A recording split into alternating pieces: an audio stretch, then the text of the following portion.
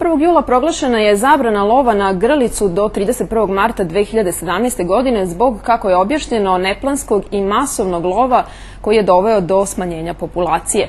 Pitanje zabrane dospelo je i do sale Skupštine Srbije, gde je postavljeno pitanje opravdanosti te zabrane, pošto će nam, kako se moglo čuti za skupštinskom govornicom, to umanjiti profit od lovnog turizma. Smemo li stvari posmatrati jednostrano, samo sa stanovišta profita, i kuda bi nas to odvelo, pitamo Marka Tucakova, ornitologa iz Pokrajinskog zavoda za zaštitu prirode. Marko, dobar dan i dobrodošli u Razumnice. Ja bih voljela upravo da krenemo od ovog slučaja, dakle od ove sednice Skupštine Srbije koja je izazvala dosta pometnje u javnosti i malo je to pitanje izašlo, pa mogla bih reći na lakrdiju. Dakle, kada je poslanik Nenad Čanak upitao zbog čega se uvodi ova zabrana do 2017. na afričku grlicu, kako je on rekao, kada je to tranzitna divljač, kada je mi ne hranimo i kada će zbog toga naš lovni turizam da pretrpi veliku štetu. Dakle, da li je to istina? Prvo, da je to tranzitna divljač, da mi od toga možemo imati samo koristi ukoliko dozvolimo lov na njom? Grlica je uobičajena evropska gnezdarica. Dakle, ona se gnezdi kod nas, ona se gnezdi u šumama, šumarcima, remizama i ona se zaista seli tokom jeseni i odlazi u Afriku, kao i veći broj evropskih gnezdarica. Tako da u tom smislu ona jeste afrička koliko i evropska. Ali onda bi mogli da kažemo i za rode da su afričke, jel? Tako, i za lasti, za veći broj evropskih gnezdarica. To je vrsta koja se kod nas do duše pojavljuje u znatno većem broju tokom seobe i upravo u tom periodu je do sada bila mogućnost da se ona lovi, budući da je bila lovna divljač od 1. avgusta do 30. septembra. U ta 2 meseca u dužem nizu godina dešavale su se zaista u odnosu na grlicu vrlo nepovoljne stvari i ne samo kod nas. Zaista evropski trend postao briga za ovu vrstu. Njene populacije u Evropi su opale, da kad govorimo o delovima gde je ona zaštićena, delovima Evrope gde je zaštićena za 74% u poslednjih 30 godina. U većini zemalja Evropske unije ona ne može da se lovi, u jednom malom broju zemalja. U 18 ne može da se lovi, u 10 još uvek može da se lovi, ali uz veliku kontrolu. I da bi zemlja zaista mogla da se kvalifikuje u toj grupi država gde ona može da se lovi, mora da dokaže da se grlica lovi na održiv način. Nažalost, u Srbiji to nije slučaj.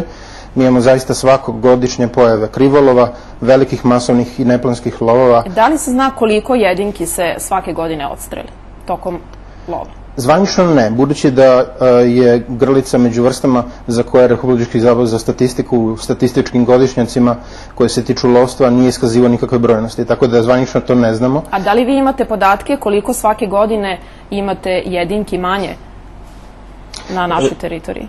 Nacionalna populacija je pretrpila ogroman gubitak, negde ornitolozi procenjuju, budući da smo prošle godine radili procene populacija svih vrsta koje se gnezde u Srbiji, za oko 30% u odnosu na prethodni period procene koji je bio 1991-2002. Znači, od 2002. do 2014. godine izgubili smo negde oko 30% nacionalne populacije.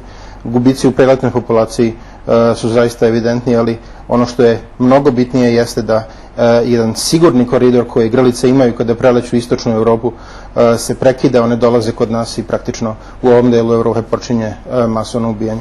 Apsurdno, nijedna ubijena od strane domaćih ili stranih lovaca, posebno stranih, što je u ovom slučaju posebno apostrofirano, nijedna ubijena grlica ne može da bude legalno iznesena iz Srbije. Znači, postoje propisi, veterinarski propisi koji ne dozvoljavaju da meso te vrste, a budući da smo tu propise uskladili sa propisima Europske unije, bude izneseno napolje. Tako da svaka grlica mora da se prošvercujemo. I to mi zaista znamo. Čini se nam je to bila veća boljka da nismo imali kontrolisan lov, a ne sam problem što je lov bio dozvoljen. Rekli ste da je brojnost ove vrste u mnogim zemljama u Evropske unije vidljivo smanjena. Sami ste rekli od 28 zemalja u 10 se ona lovi.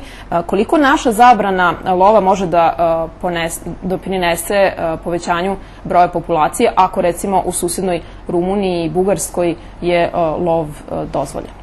Mislim, naravno da će pre svega doprineti novom promišljanju razvoja lovstva kod nas. Mi možemo da se uporedimo sa tim zemljama, ali možemo da se uporedimo i sa Albanijom koja je u potpunosti zabranila lov upravo svih vrsta, upravo zbog toga što je došlo do strašne devastacije, ne samo divljači, nego i njihovih staništa.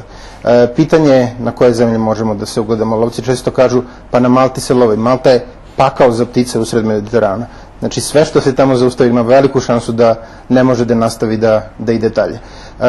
Smatramo, barem mi koji se bavimo zaštitom prirode i kolegi Zavoda za zaštitu prirode Srbije koji su podnosioci inicijative da se grlica proglasi strogo zaštićenom vrstom, da je ovim učinjenjem zaista jedan hrabar potez, mada nismo u potpunosti zadovoljni i smatramo da može da donese novih zamah naučnom planiranju događaja u lovstvu i monitoringu onoga što se dešava u našim lovištima, u kojima je prepelice vidljivo, i to također lovci kažu, sve manje i manje. Nekad da su to bila zaista jata koja su bila povoljna za lovni turizam od 1000 i više primjeraka, danas ornitolog i lovac, ako vidi 10, 20, 100 jedinki tokom seobe, on je veliki srećnik. Evo, nadamo se da je ovo prvi korak u dobrom pravcu. Gospodine Tucako, hvala vam puno što ste danas bili gost Razglednice. Molim.